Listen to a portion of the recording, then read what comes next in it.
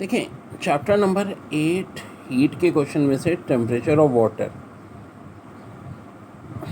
In a heater is 50 degree centigrade, what is the value in Fahrenheit scale. जब भी centigrade से Fahrenheit करना होता है तो याद रखो इसका तरीका यही होता है।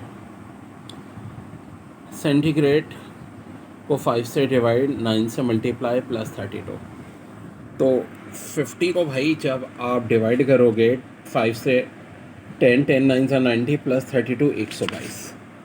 फिर कह रहे हैं कि normal human being body is 98.6 Fahrenheit, converts it's into Celsius scale and kelvin. तो देखो सेल्सियस में ना कन्वर्ट करना हो फ़ारेनहाइट से, f माइनस 32 5/9, तो 98.6 में से 32 माइनस करो 66.5, 9 से डिवाइड करो 7.4, 9 को मल्टीप्लाई करो 5 से 37 और 273 प्लस कर दोगे तो 310 केल्विन भी आ जाए। Question number 3, calculate the increase in the length of aluminum bar 2 centimeter long when heated from 0 degree to 20 degree. If the thermal coefficient to linear expansion of dimension is 2.5 into 10 के minus 5 Kelvin. देखो initial length 2 centimetre है, अगर temperature 0 से 20 degree है तो alpha की value हो जाएगी 2.5 इंटू 10 के माइनस 5 और डेल एल बराबर होगा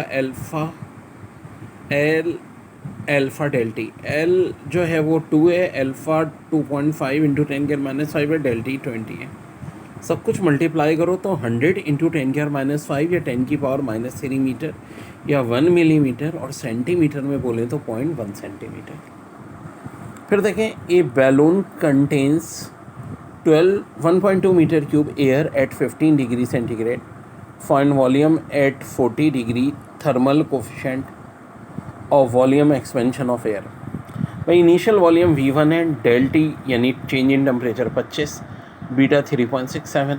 आप एक काम, दो तरीके हैं, डायरेक्ट V2 भी निकाल सकते हैं, पहले डेल भी निकालने, V1 और ये बीटा है, ठीक है, बीटा इन सबको मल्टीप्लाई करके तो ये आपका तकरीबन 0.1 मीटर आ जाएगा। 0.1 को हम जो है मीटर क्यूब किस में प्लस कर देंगे 1.2 में, तो final answer 1.3 meter cube. Question 5 में कह रहे हैं how much heat is required to increase the temperature of 0.5 kelvin of water from 10 to 65। देखो हमेशा ना इसके लिए फार्मूला यूज़ होगा Q equal to M C del T. M 0.5 है, C की वैल्यू 4200 ये फिक्स है, इंटू 55, तो answer 115,500 joules. This is your answer.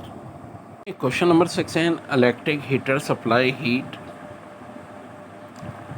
Eight rate of 1000 joules per second. देखो जब भी रेट ऑफ की बात हो ना, और यूनिट भी देखो जूल्स पर सेकेंड, इसका मतलब है जो 1000 है ना, ये क्या है, पावर है आपके पास, पावर जूल पर सेकेंड या वॉट इसका यूनिट होता है।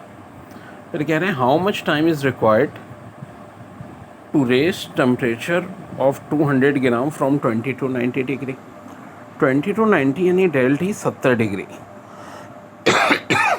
अब देखो पावर होती है एनर्जी अपॉन टाइम, तो टाइम हो जाएगा एनर्जी अपॉन पावर। एनर्जी का मतलब है यानी Q equal to M C del T upon power. M 200 upon 1000, del T हो गया 70, C हो गया 4200 और ये 1000। सो अब देखो जो कट रहा है 2 0 ये कटे, फिर 1 0 ये कटा, फिर 2 0 ये कटे, 2 इंटू 7 इंटू 42 मल्टीप्लाई करो, 10 से डिवाइड करो, तो ये आंसर आ जाएगा 58.8 सेकेंड। ऑफ कोर्स टाइम निकल आया। फिर क्वेश्चन 7 में how much ice will melt by 50,000 joules of heat latent heat of fusion. ये तो फिक्स है, हो सकता है ना दें तब भी याद होनी चाहिए, अलग से आपसे पूछी भी जा सकती है MCQs में। तो भाई बात ये है कि Q बराबर होता है MHF के, या कह लो HF होता है डेल Q अपॉन M। या हमें मास चाहिए ना, तो डेल Q को HF से डिवाइड कर दो। डेल Q कितना है 50,000, 336,000 से डिवाइड करो 0.148 kg, ये मास आ गया बच्चे, यानी ऑलमोस्ट 0.15 kg यानी 150 gram, and this is your answer. Question number 8 में कह रहे हैं find the quantity of heat needed to melt 100 gram of ice at -10 into water at 10 degree. Specific heat ice की दी है 2100 जूल्स पर, वाटर की 4200 ऐसे फिक्स होती है। Latent heat of fusion of ice 36,000। तो देखो इसमें 3 डिफरेंट हीट आएगी। पहले -10 से 0 जब हो रहा है आइस, तो हम स्पेसिफिक हीट किसकी लेंगे, आइस की लेंगे, जो कि 2100 होगी। फिर Q2 या QHF जो लेटेंट हीट ऑफ फ्यूजन से निकलेगी, और फिर 0 से 10 डिग्री। तो देखो पहले -10 से 0 हम कर रहे हैं, Q1 = mc ΔT।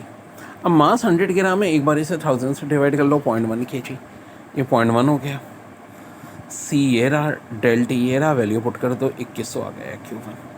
इसी तरह Q2 हो जाएगा m ΔHF 0.1 × 36 33,600, और इसी तरह Q3 हो जाएगा 0.1 × 10 4200 जूल्स। ये सारी वैल्यू फिक्स आ गई हैं आपके पास। तो भाई अब बचा क्या, ऑलमोस्ट तो मामला हो गया। Q चाहिए, ये होगा Q1 + Q2 + Q3, सबका सम ले लें। 39,900 जूल्स इज़ योर आंसर। ठीक है बच्चों, क्योंकि देखो वाटर के वक्त ना 0 से 10 हुआ, तो हम वाटर का ही लेंगे 4200। कह रहे हैं क्वेश्चन 9 में how much heat is required to change 100 gram of water at 100 degree centigrade into steam. latent heat of vaporization of water is 2.26 × 10⁶। तो देखो Q बराबर होता है mHV के, m 100/1000, ये 2.26 × 10⁶। 2 0 कटे, 2.26 × 10⁶ को 10 से डिवाइड करते हैं, तो फाइनल आंसर आपका आ जाएगा 2.26 × 10⁵ जूल्स। ठीक है ना। तो ये था क्वेश्चन नंबर 9।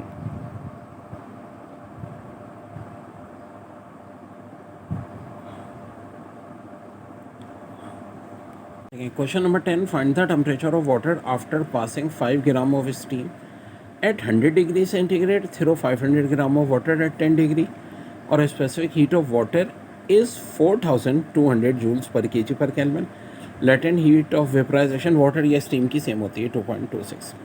तो देखो मास ऑफ स्टीम दिया है 5 ग्राम, मास ऑफ वाटर दिया है 500 ग्राम। तो जो स्टीम हो रही है वो तो वेपराइज होती है, तो 5 को पहले तो 1000 से डिवाइड करते हैं, और ये वैल्यू होती है पावर 6 है ना, 3 0 कटे, 3 रह गई। 5 × 2.6 × 10⁻³ 11,300 जूल्स, ये QV की वैल्यू आ गई। अब Q का फार्मूला mc ΔT होता है, वाटर का हम यहाँ लेंगे 500 ग्राम, C वाटर का 4200, और T - 10 हमें फाइनल टेम्परेचर T ही चाहिए बच्चों।